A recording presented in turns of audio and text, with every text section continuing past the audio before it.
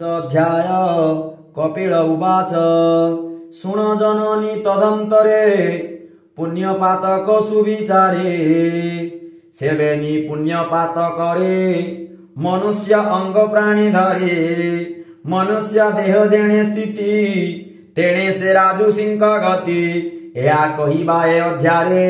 सुजन शुण हेतु द्वारे कहंती प्रभु भगवान भमात हुआ सावधान ए जीव जेकर मई ईश्वर तही न जुगाए ए जीव जेकर मबसरे पुरुष रे त आसे करे पुणी देह धरिबाकू प्रवेशी जन निगर्भकू से शुक्र प्रथ मलिन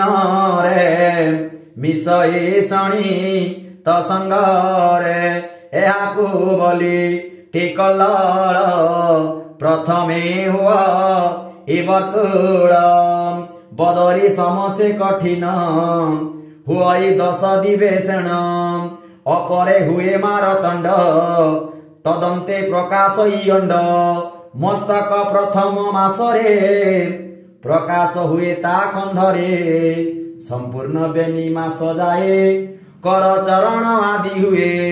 अंगुली नख तनुलुम अस्थि हृदय नाड़ी मान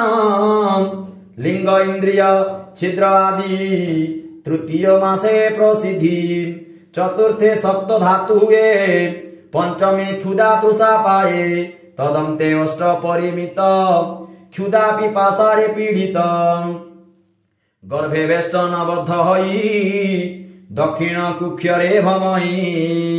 जननी जे द्रव्य भक्षई शेरसे ता धातु बढ़ई मूत्र पुरुष कुर्मिनाळे रक्त पीड़ित सन्निकूले जही जंत्रित सही थाई कुर्मी संकुल मध्ये रही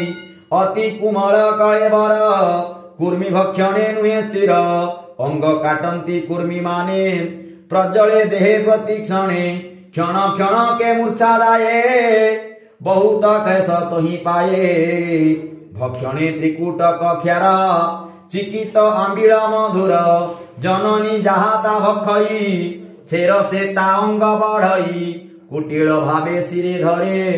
पुष्टा कुटिल कले भरे माता को खीरे देई सिर पड़ी से धाए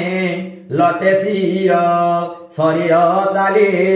न पाए पंजरी पक्षी प्राय हए से गर्भे पूर्व कर्म बसे बहुत जन्म ताकू दिसे सत्य जन्मरु कर्म जेते सुमरु थाए गर्भ गते से पाप पुण्य गर्भे थाई बहुत निश्वास छाड़ई ता फेड़ी न पारई केही कर्म आयरे आते बस हई सुमरी पूर्व जन्म दुख सुख न लभी से विमुख शपथ मासवादी करी ता देहे ज्ञान थाए पुरी तदंते शुणग जननी भाई दिवस योजनी भय कंपई करे बड़ केमंते एथु मनिस्तार एथु निर्गते म केमंत आतंके चिंतये निरते एमंते भाबु भाग्य तार प्रसूता नीलबलियार देह को अस्थिर करई कुर्मीर प्राय से भ्रमई से रूपे गर्भता भ्रमण दुसह से दुख कषण अति विमुखे कष्ट सही से गर्भे आत्मा को देखई से रूपे अति मनोहर ध्याने न जानई शरीर निरते भाबु एक चित्ते भक्त हृदय प्रमोहिते सप्त धातुरे बद्ध होई अंजलि करिण पार्थई भीमस्यापि रणे भंग मुनेरपि मति भ्रम जदि शुद्ध मशुद्ध वा मम दुष न विद्यते मम दुष न विद्यते।